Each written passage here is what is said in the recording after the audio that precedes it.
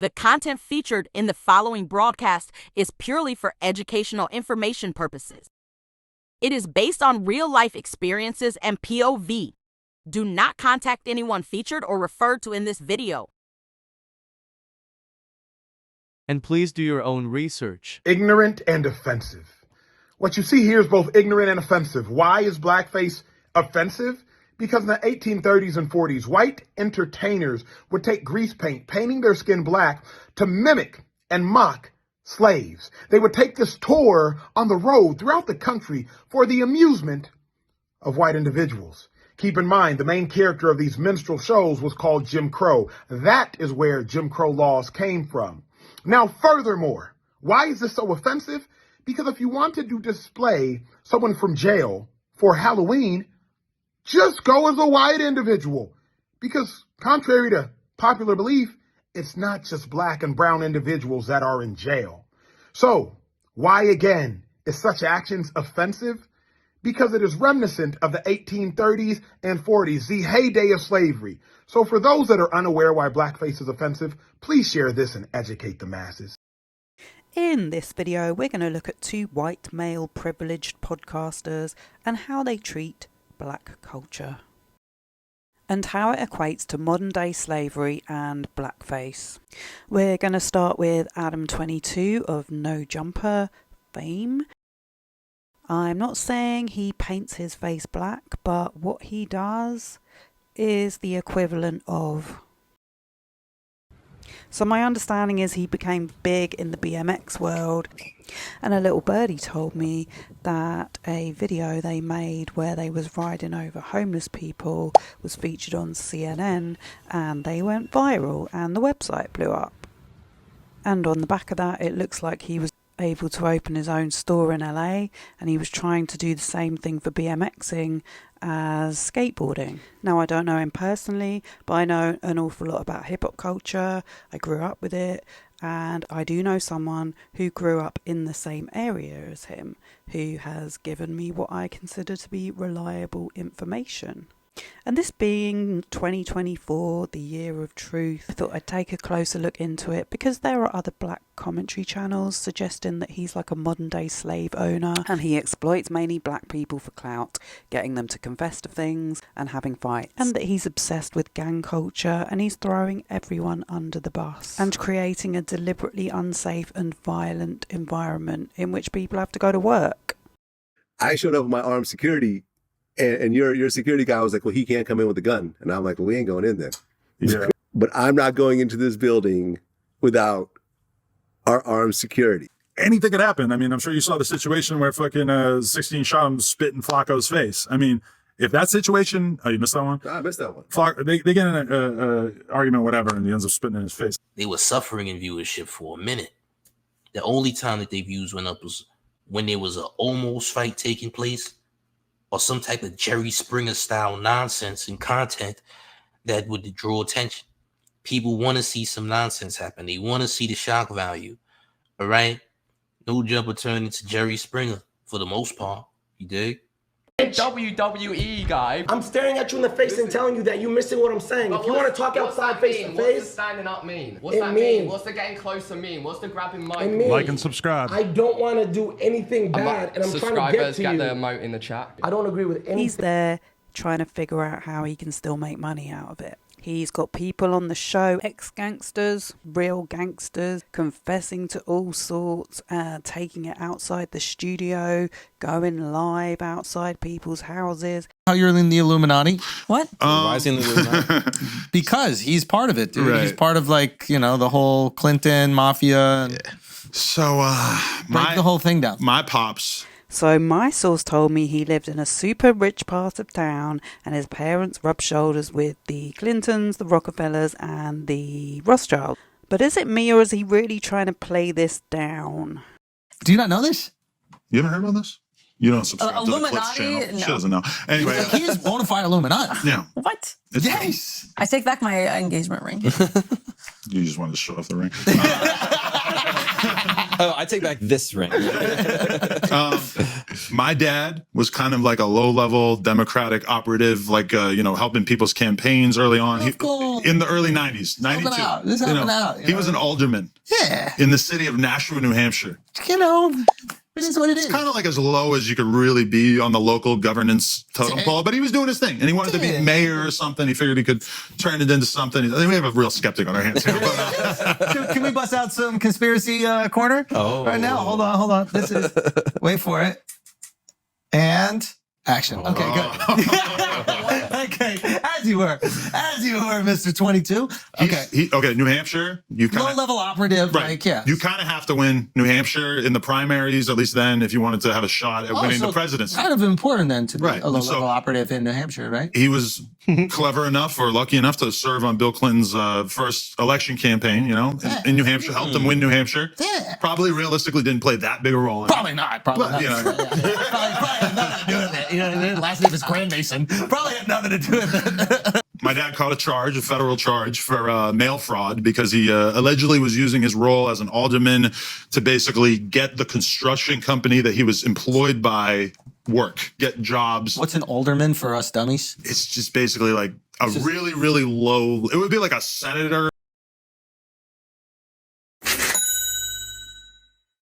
Or a tiny city helping to make decisions or whatever, and he allegedly was using his power to get more work for his boss. The way he told me is basically that like the feds wanted to get his boss and that he wouldn't snitch on him. So he ends up having to do a plea deal. He does 1 year in federal prison around 1995. And then Bill Clinton issues a series of presidential pardons, as they do. He issued like 30, I think, 40 pardons. So of all the people that Bill Clinton met in his life that went to prison, he chose to pardon someone who was already out of prison. But it made it so that he was no longer a felon and he could vote, which was very important to my dad. Wow. Helped him kind of clear up his name there. I would assume my dad has, not talked to Bill Clinton since, or probably before that for like maybe 10 years. But has he been on the plane? I think it's pretty well known that he was allegedly grooming an underage girl. There's actually so many allegations and dehumanizing comments and tweets. It's hard to know what's part of his marketing and what isn't. And then I came across this footage where he's clearly hanging out with school kids. He definitely falls under low self-esteem, high ego. Lil Pump's a gynecologist, little known fact. Hey. Aesthetic! That's for the vlog thumbnail too. We made a porno. According to this Rolling Stone article from 2017, he went from earning 6 figures to having to go back to sell weed again. And it seems like he jumped to his next discovery and made his next come up on the back of SoundCloud rappers. So he had a podcast studio at the back of the shop, and no one was really interested in BMX anymore, but they were interested in SoundCloud rappers, and his studio became the local hangout spot for them. And note, a lot of these rappers were still really children. And there was a rapper called XXXTentacion who did an interview, and the video got over 20 million views before he went to jail and then ended up unalived, and allegedly Drake took on his style. He became known for getting people exposure. He apparently had a record deal. He took a 16-year-old little perp on tour to get more content for his channel. To my knowledge, none of those things turned out too great for him. He's tried being to his wife and other aspiring OnlyFans girls. I mean, have you heard the expression he would sell his own grandmother? And he's done it all in plain sight with the support of his peers, building up millions of followers. It's like he's gone from being the go viral guru to we're now at the thin end of the wedge. Like the clip of Whack running up on Flacco has 500,000 views and has made exactly like $50 on YouTube. Just to put it in perspective of like how much these viral moments actually end up being worth, which I think a lot of people kind of get the wrong idea about that. That black doll is kind of crazy, ain't it? Was this all a setup? Having that black doll right there is kind of wild. The black doll behind him is insane. Was this a setup, bro? There's no way this is happening. It wasn't a coincidence that dressed up like a slave master and had a black doll behind him. Is it? I did read that when he set up the BMX shop, people could live there in return for working at the store. I feel like he's cosplaying to feed off the culture, and people like him have contributed to the destruction of hip-hop. He has a corporate mindset and he treats everyone terribly, but they seem to go back for more, which says a lot about the people he hangs out with. He has no talent of his own, and I'm not even going to comment on the substance abuse that is clearly going on. So now we're going to move on to one of his pals, Mark Laita. And coincidentally, he also made a name for himself using people on Skid Row for content. No Jumper, coolest podcast in the world. And today we have somebody who I'm a huge fan of. You are? Yeah, totally, man. Oh, cool. Mark of Soft White Underbelly. And I'm extremely grateful to a channel called The Great Plague, who has for years been watching and analysing his channel, The Soft White Underbelly, because I really couldn't stomach it. And I know he's photographed homeless people for years. He acts like it's nothing, and like, why should I have to do anything because you all don't do anything? But just like Adam22 thinks it's okay to do stunts over them, there's boundaries, there's respecting people's space. And in my opinion, he's made their trauma into a commodity. So like Adam, Mark was obsessed with virality, going viral. And he's documented himself that the first video that blew up for him was of a young black woman named Kelly, and how her pimp came to his studio and begged him to film her on Christmas Eve, which he then proceeded to upload at Christmas, you know, because that's what his priorities are. But then he'll say, oh yeah, I work every day of my life. Hashtag no days off. But he'll have a go at absence of fathers in the household, ironically. So he had interviewed a young worker called Kelly, and he realised that this was where the views were, this is where the clout was. And even though she begged him to remove it, he refused, and that's just exactly what Adam22 did. And I have been on sets many times in my own personal life. I've met many Mark Laitas, and the model is so vulnerable on the set, very often with very little clothes on. She's got him and a bunch of other people directing her, telling her what to do, telling her what positions to get into. She's defenseless. And that was one of the reasons why I left the fashion industry, because it was so toxic. And so Mark befriended and looked up to pimps, because they gave him access, I guess. And as the Great Plague has pointed out, he glorified the sexification and the really worst aspects of what is going on in our society under the guise of journalism. And a lot of people bought into it and still do. And one thing I couldn't help noticing when I started investigating these two is there's quite a lot of suggestions that some of the people that appear in front of the camera aren't who they say they are. They're putting on an act. And it's hard to know either way, but either way, I do believe they are being exploited. So I came across him via the story of Amanda Rabb, a young woman who unfortunately passed away after he got millions of people to know about her on his channel. And when she first appeared, she seemed pretty healthy, but by the end, which was only a few months later, she was heavily addicted to drugs and died in a rehab facility, pretty overweight. And he took no accountability for directing this whole scenario. He is like a Jerry Springer, or in this country we have Jeremy Kyle, whose show was taken off air because someone unalived themselves. And if anyone pushes back against him, he tries to shut them up, or he ridicules them in the comments. He's just pushing that idea in the bro sphere of the strong alpha man and making money.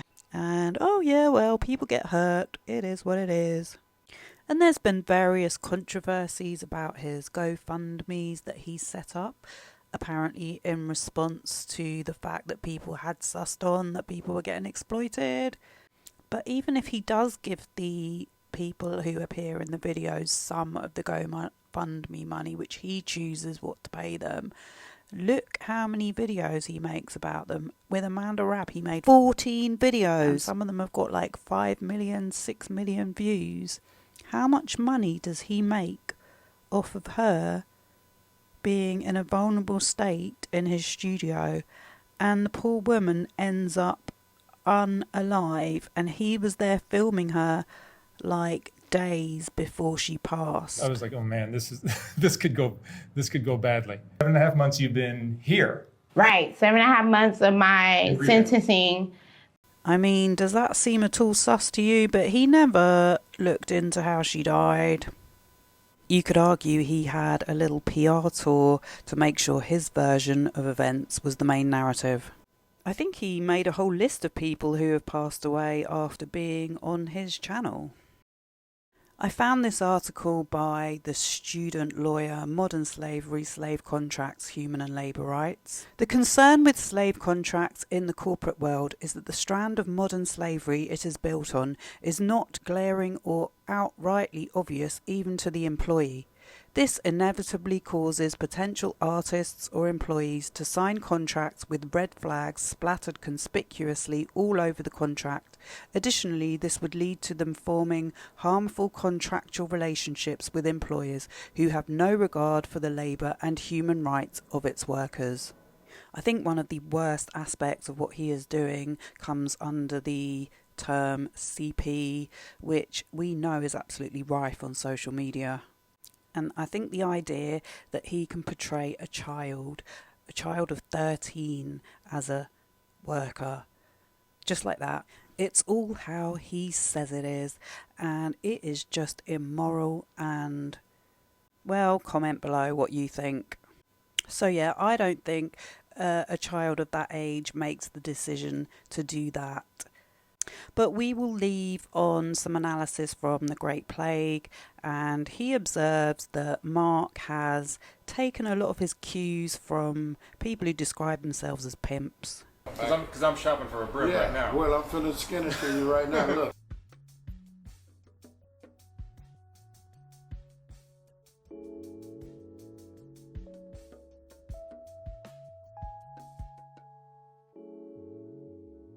It actually gets much worse from here, as Magic Don Juan explains in detail to his eager student how to pimp a woman. Don Juan starts with a disgusting story about one of his prostitutes who was shot 5 times and whose only concern was quote-unquote getting his money, even as she quote-unquote had tubes in her. Mark is duly impressed, even as the ordained holy man goes into graphic detail on how to mentally enslave a woman. The interview ends with Don Juan admitting that he thinks it is necessary to physically beat black women to pimp them successfully, while he is goaded on by Mark saying, "You gotta get violent once in a while." With a black girl, you got to put hands on her or you ain't gonna be able to keep her because she's gonna do things to make you put hands on her. So you gotta get violent once in a while. You got to show her and smack her back into reality that who's boss. So I think it's pretty clear what these two are up to. They are, of course, endorsed and celebrated by tech companies. We're not allowed to say certain words or talk about certain topics, but they've built their whole brand on it. I mean, Mark did claim to be the highest paid photographer at Apple, although how he came to know that information, we have no idea. Isn't it time these types of entertainment came to an end? It would just be nice if people could wake up to what they're watching and just stop watching it. I don't know, maybe if we just stopped looking up to people who have millions of followers off the back of the pain of others, we might get somewhere. And when anyone tries to challenge their perspective or open up a conversation, in their world, anyone apart from them is broke or clout chasing, which allegedly is what they are. I saw a couple of commentary channels had looked into whether the money he was raising on GoFundMe had been paid to the Whitakers, which he did actually respond to by showing receipts. I thought he got let off really lightly. None of these channels really looked into his context or background. I don't know why they took his word for it, but in the meantime, I hope you enjoyed the video and I will see you on the next one.